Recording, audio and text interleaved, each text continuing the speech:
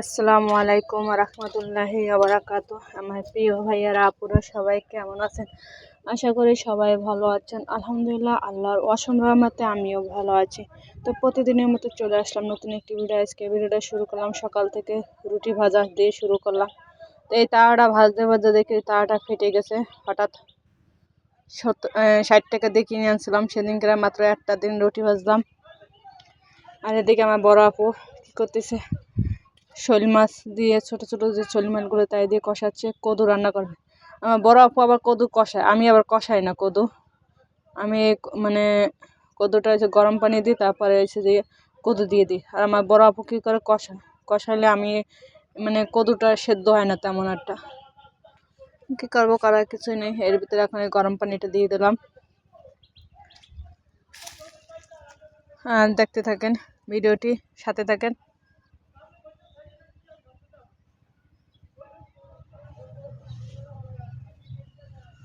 তো এখন এই শোল মাছগুলো আমি কষায় উঠে রাখছিলাম আগে থাকতে।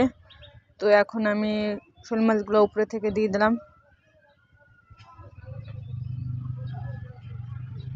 আর রান্না করব মাছ চচ্চড়ি করব, ছোট মাছ।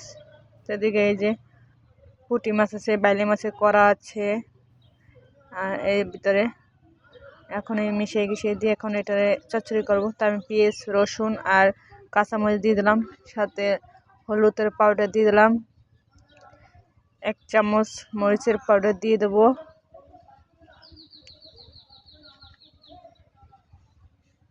সামান্য কিছু লবণ দিয়ে দেবো।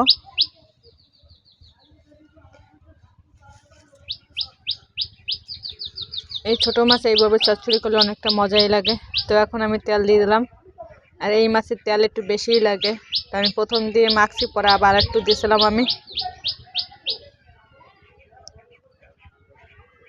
আর আমার ভিডিওটি যদি আপনাদের কাছে ভালো লাগে অবশ্যই একটা লাইক, কমেন্ট, শেয়ার ও সাবস্ক্রাইব করবেন। প্লিজ পাশে বেল আইকন ক্লিক করবেন যাতে পরবর্তীতে ভিডিও আপলোড করলে আপনাদের কাছে পৌঁছে যায়।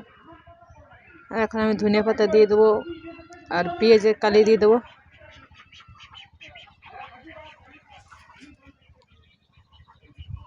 তো পেঁয়াজের কালিটা আগে দিয়ে একটু মাখাচ্ছি, পরে ধনিয়া পাতাটা দিয়ে দেবো।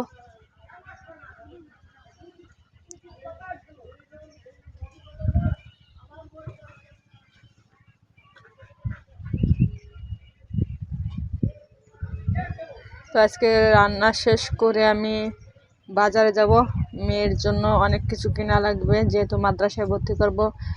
তো এই জন্য অনেক সামান কেনা লাগবে। একটা ট্যাঙ্ক কেনা লাগবে, একটা র্যাক কেনা লাগবে, বালতি, মগ, তারপরে থাল বাড়ি, টুকটাক অনেক কিছুই কিনে দিয়ে আসা লাগবে। তো রান্না বান্না শেষ করে দেখি যেতে পারে কিনা। তো এদিকে মাছ চচ্চড়িটা প্রায় হয়ে আছে, আর একটু ভাজা ভাজা করব, পোড়া পোড়া করলে মজা লাগে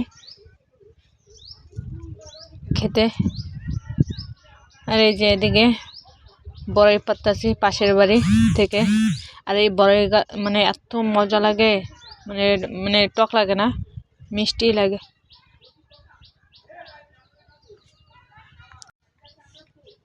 তো এখন সে ওই আপা কি করতেছে, লাঠি দিয়ে অনেক ঝাড়া দিয়ে পারতেছে, যার কারণে ছোট বড় সব মিলেই পড়তেছে। আমি মাঝখানে দুইটা গুঁতো দিয়ে লাঠি দিয়ে তারপরে বড্ডা একটু পারছিলাম। ছোটটাও অনেক মিষ্টি লাগে, তারপর ছোটটা পারলে তো কোনো লাভ নেই। এই যে পারছি, আরো অনেক খাইছি আগে। আর এই কটা হয়েছে যে আপনি যে মরিচ দিয়ে আর লবণ দিয়ে এটা খাচ্ছি দুপুর টাইমে।